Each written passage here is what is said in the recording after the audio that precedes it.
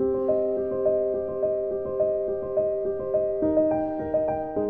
Sharma is a doyen in the tourism industry.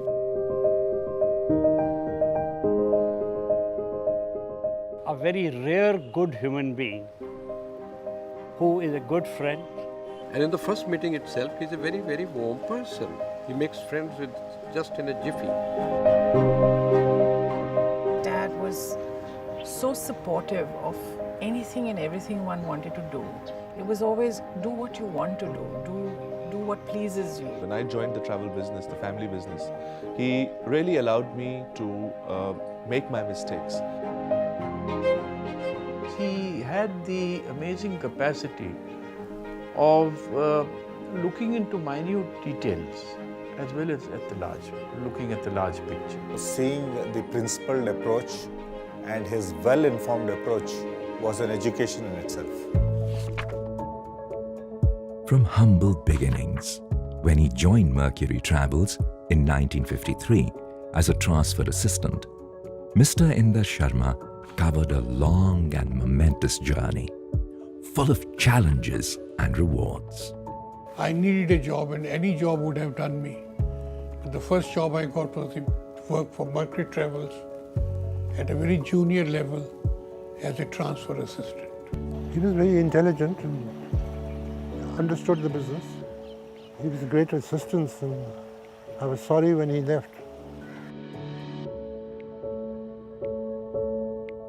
It was perhaps these qualities that prompted Mr. Jack Dengler, the president of SITA USA, to select young Inder Sharma to set up the first SITA office in Delhi. We were just myself, a secretary, an assistant, and a peon. I'm a sentimental man, and I'm still using the same Godrej table that I purchased in 1953. That table connects generations of the Sharma family, a proud reminder of the legacy and values Mr. Inder Sharma stood for.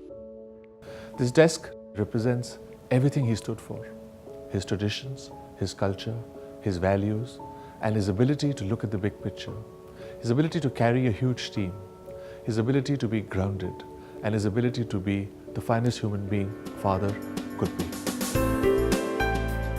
In the years that followed, his business acumen and initiative helped Mr. Inder Sharma establish offices in India and abroad. In 1965, he became the owner of SITA India. Nowhere did I ever imagine, not even dreamt, that one day I would own one of India's largest travel company. The way SITA Travels grew by leaps and bounds, it really took the industry by storm. I was always impressed with Inder, and I took some advantage of him to get his advice on various matters concerning tourism. These were busy years in the life of Mr. Sharma, and he sometimes did not have as much time as he would have liked with his children. Well, we barely saw our father in our growing years. I think for the first few years, I would look at a plane and refer to that as Daddy. I would associate him with, somebody who was fat or who was always traveling. There used to be one dhaba downstairs below Wildflower Hall, and he and I would walk hand in hand to drink chai in the morning and pakoras in the morning. I couldn't eat my food without yogurt. And Wildflower Hall, for the love of it, for all those years, could never produce yogurt which was not sour.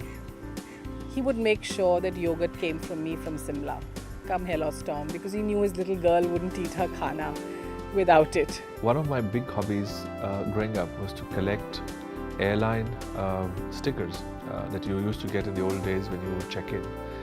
And once I started collecting that, I used to request Dad, can you fly this airline or another airline? And there were airlines that were all over the world. And he actually would specially fly some of those airlines to make sure that I would get those stickers.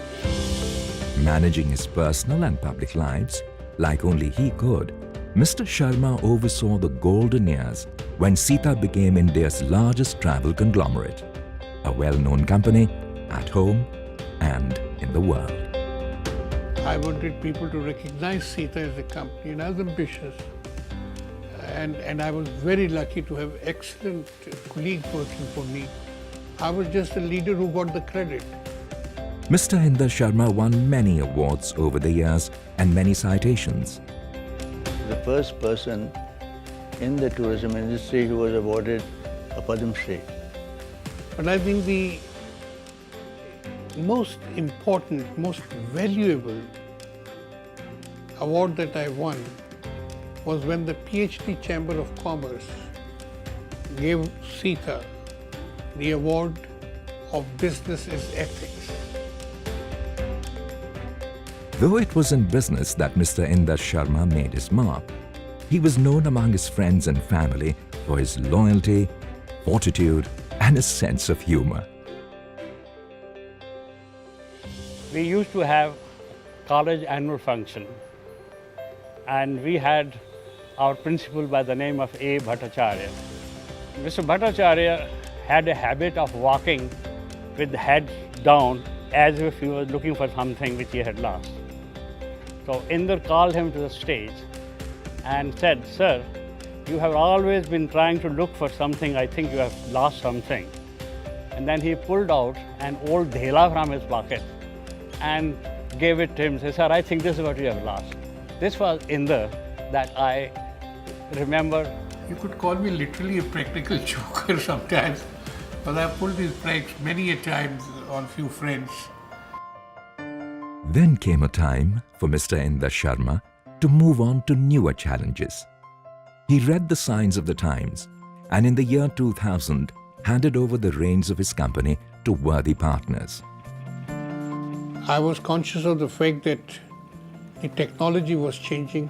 Also, it is sensible to quit the stage when the applause is the loudest. Don't wait for the cat calls. It was a very emotional decision. So I do recall when the final signatures were done, I think all three of us, Neeraj, Dad and me, we got together and we hugged each other. And I think all three of us cried because SITA was a very integral part of our lives. Bigger challenges were to follow. New beginnings were made. Under Mr. Sharma's watchful eye, the family invested in designing unique hotel experiences and creating India's #1 shopping destination, Select City Walk. These were new milestones in a life full of achievement.